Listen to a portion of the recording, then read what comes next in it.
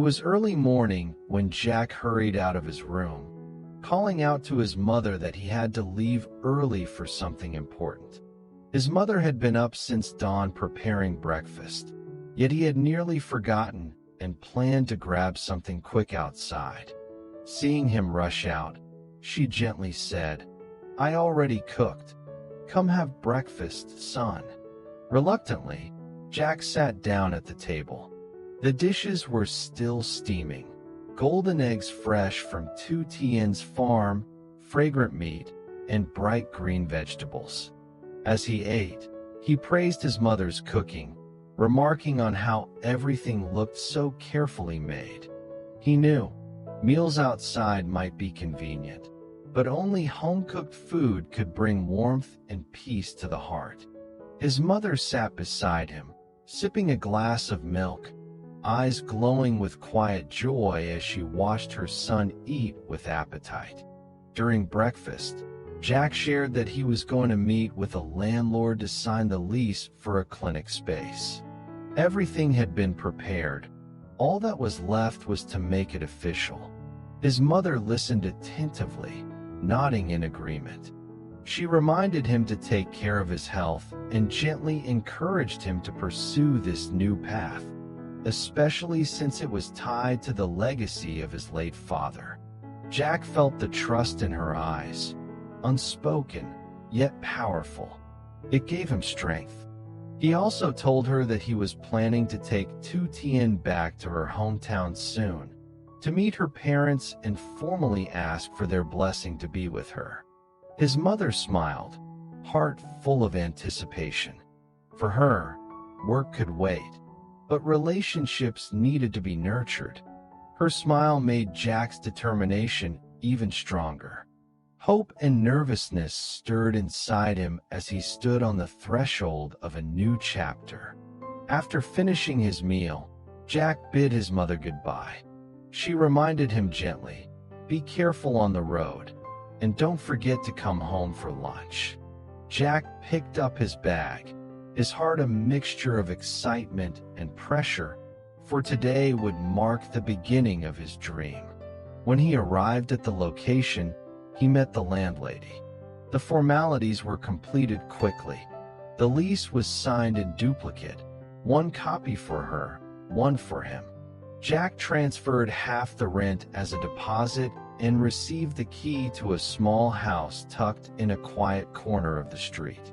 Without wasting time, he called in workers to begin repairs, build furniture, and set up a signboard.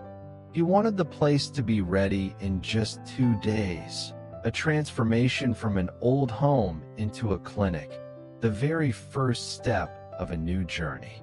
As Jack stood in front of the weathered building about to be reborn, his heart beat faster.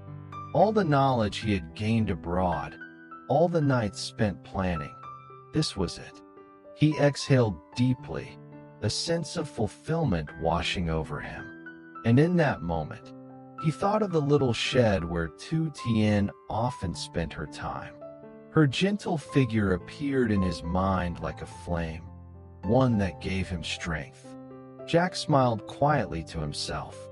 He believed now, more than ever, he could make this dream real.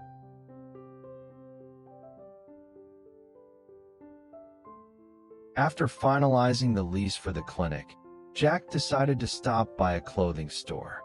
He wanted to pick up a few new outfits for Tu Tien's father, a small gift to show his gratitude and respect.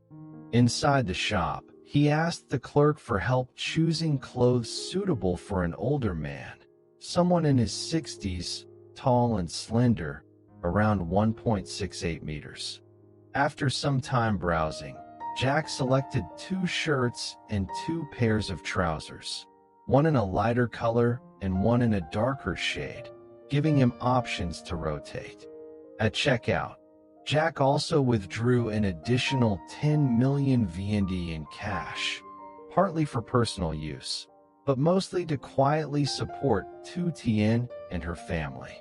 As he walked out of the shop, he felt a sense of calm wash over him. Sometimes, the simplest gestures carried the most meaning. On his way home, Jack suddenly remembered the thick book he had gifted Tu Tien not long ago.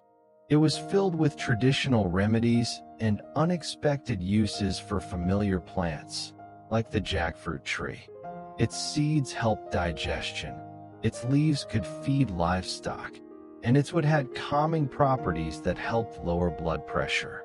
He recalled how Tu Tien had sat on the porch flipping through the pages, wide-eyed with amazement at how many healing plants surrounded their farm without them ever realizing it. That afternoon, Jack returned to find Tu Tien's father just arriving home from the commune, holding a few small gifts from acquaintances. Tu Tien sat quietly nearby, absorbed in her reading. Jack greeted the old man respectfully, then pulled out the new clothes he had purchased. At first, Tu Tien's father hesitated, insisting he already had plenty of clothes. But with a little persuasion from his daughter, he finally went inside to try them on. The fit was perfect, so perfect that he couldn't help but smile in satisfaction. Jack stood there, watching that simple moment unfold, and felt a quiet joy swell in his heart. He gently handed Tu Tien an envelope of money, asking her to keep it for daily needs, and discreetly passed a share to her father as well, to help with household expenses. Tu Tien looked at him, slightly hesitant, but Jack insisted, his voice warm and firm. "I see your father as my own. And you're the one I love. So please, don't overthink it." They sat together over tea, enjoying a pomelo brought home by her father.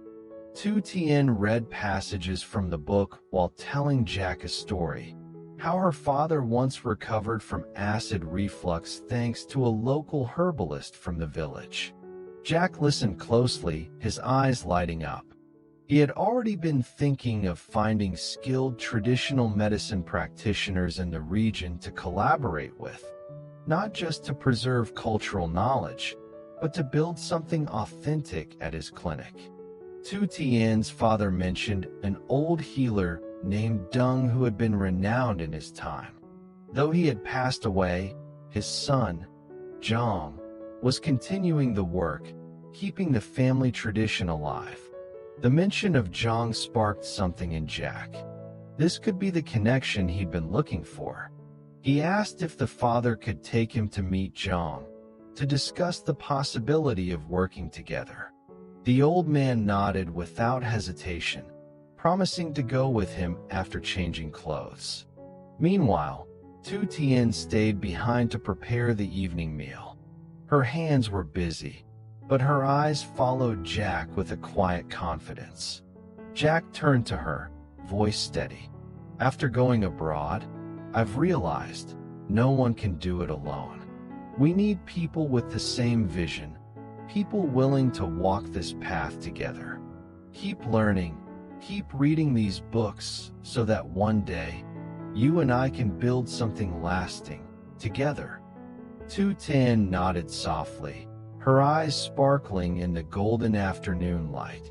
Outside, the breeze swept through the fields, carrying the earthy scent of grass and trees. Jack felt an unfamiliar peace settle over him, tempered with a growing determination. The road ahead wasn't just about building a clinic. It was about love, shared dreams, and the deep responsibility he now carried for the family he was becoming part of. After lunch, Jack and Tu Tien's father set out on their journey to find the herbalist the older man had known more than a decade ago. When Jack told Tu Tien to stay behind, she simply smiled and nodded, reminding him to call if anything came up. Deep down, she was silently hopeful. This trip might just forge a connection that could support Jack on the path he was building.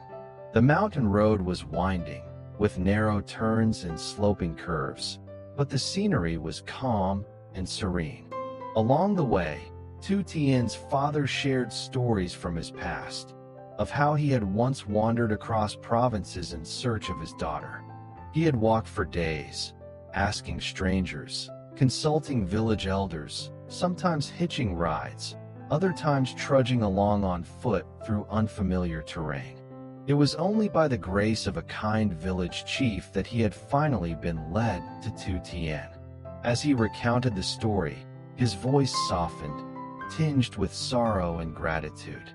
Jack sat quietly beside him, moved by the depth of love and sacrifice in the man's words.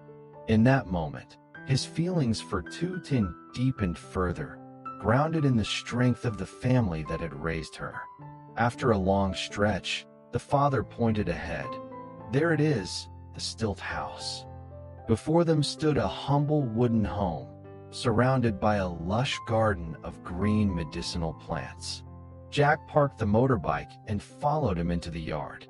A middle-aged man greeted them warmly, his gentle smile putting them instantly at ease. This was Zhang, the son of the late herbalist. The three of them quickly fell into comfortable conversation. Zhang shared stories of growing up learning the craft, following his father into the forest to gather herbs. But times had changed. Rare plants were harder to find now, and Zhang was doing his best to preserve the knowledge, cultivating medicinal gardens around the house, replanting precious species to keep them alive. Jack then opened up about his own journey, from being a civil engineer to pivoting into traditional medicine, driven by the final wish of his grandfather. His dream was more than a career shift. He wanted to create a clinic, not just for income, but to serve the poor, to treat illnesses often ignored by modern medicine.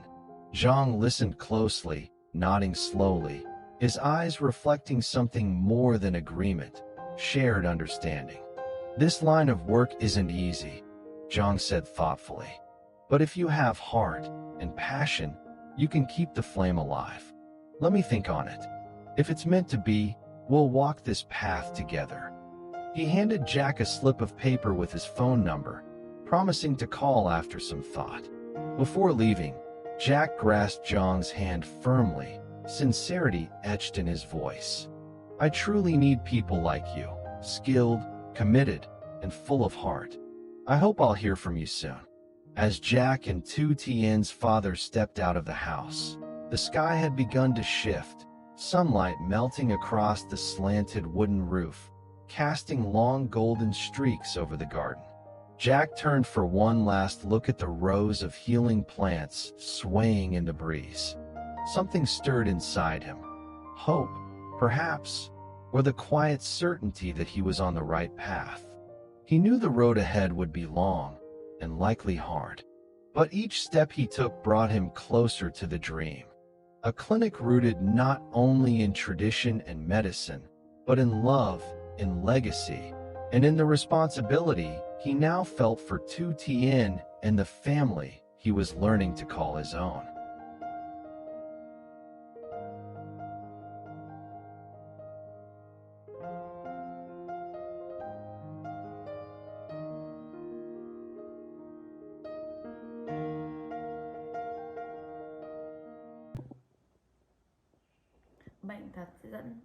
Bệnh tật mãn tính hoặc đau đớn có thể khiến người ta cảm thấy cô đơn hoặc buồn tủi.